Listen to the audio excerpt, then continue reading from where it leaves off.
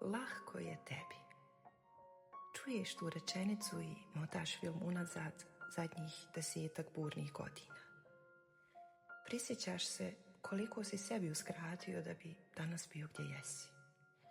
Prisjećaš se hendikepa s kojim si morao da živiš kao stranac gdje god se pojaviš.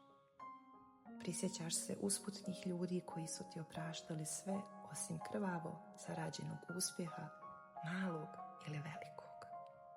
Prisjećaš se godina, drhtaja, strahova, suza, borbe koji su napravili od tebe ono što si danas.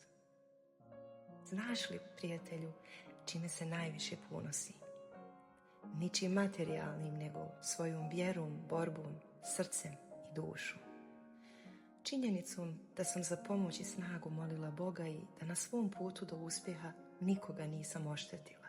Nikome nisam nešto oduzela, nikoga nisam ponizila. Činjenicom da se radujem uspjehu i osmijehu svakog drugog čovjeka. Činjenicom da mi na faku daje i oduzima Bog. Činjenicom da nisam od onih koji se smiju ljudima u lice, a iza leđa ih pljuju.